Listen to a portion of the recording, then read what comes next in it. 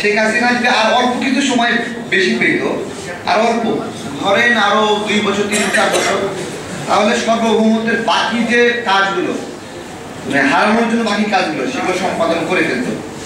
আমাদের যে power development বোর্ডটা আছে না, এইখানে পাওয়ার ডেভেলপমেন্ট বোর্ডের যে অবকাঠামোগত ডেভেলপমেন্টের কাজগুলো, যে লোহার যে টাওয়ারগুলো তৈরি করছে না, এগুলোর মেজরিটি কাজ ইন্ডিয়ান কোম্পানিগুলোকে দিয়ে দেওয়া হয়েছে। এবং ইন্ডিয়ান কোম্পানিগুলো এগুলো আবার সাবকন্ট্রাক্ট দেয় বাংলাদেশি কোম্পানি। তাহলে বাংলাদেশি কোম্পানি যদি সাবকন্ট্রাক্টের মাধ্যমে কাজ সম্পাদন করতেই পারে, সেই কাজটা সরাসরি বাংলাদেশি কোম্পানি পায় না কেন? আমার প্রশ্ন। অর্থটা হলো যে এবং সবকিছুর ঊর্ধ্বে সেই সার্বভৌমত্ব আমরা কিভাবে পরিচালনা করি, সেটা জনগণের মাধ্যমে। জনগণ যখন আমাদেরকে কোনো নেতৃত্বে পৌঁছায় তখন সেটা হয় পপুলার সভরেনিটি। বিগত 16 বছর যাবৎ আমরা যা দেখেছি, আমরা কোনো জনগণের ম্যান্ডেট ছাড়াই আমরা আমাদেরকে রাষ্ট্রকে পরিচালনা করতে চেয়েছি, যার কারণে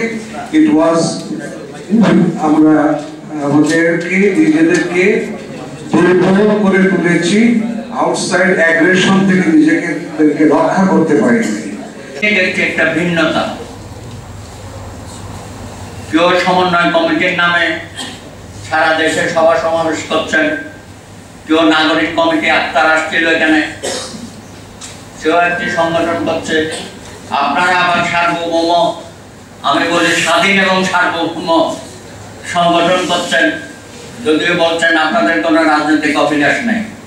একজনও তো বললেন না যে চিফ অ্যাডভাইজার সাহেব যে জাতিসংঘের অধিবেশনে গিয়ে আপনাদের প্রতিনিধি এলো মাহফুজ আলম আর আয়েশা সিদ্দিকীকে কি করে ক্লিন্টন গ্লোবাল ইনিশিয়েটিভ লিডার স্টেজে জাহিন নাজিম বলে একজন ভুয়া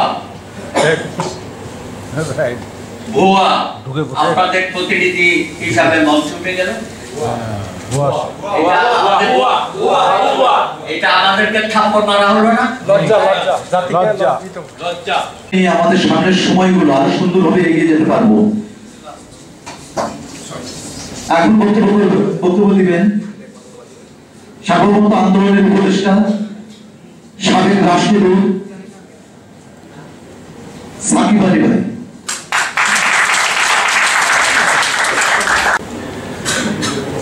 আমাদের প্রধান উপদেষ্টা অধ্যাপক ইউনূস, উনার অনেক এবিলিটি আছে, কিন্তু উনার একটা এবিলিটি না, সেটা হচ্ছে কিভাবে প্রশাসন চালায়।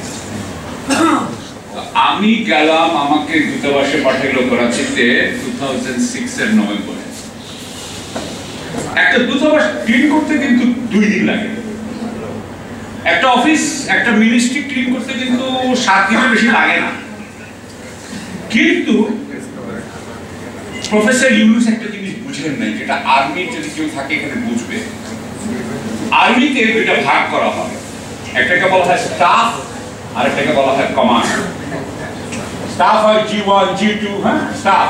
স্টাফ করে কি লিখে, স্টাফ হচ্ছে সে বিশ্লেষণ জানে, কিন্তু commander is the one who takes decision.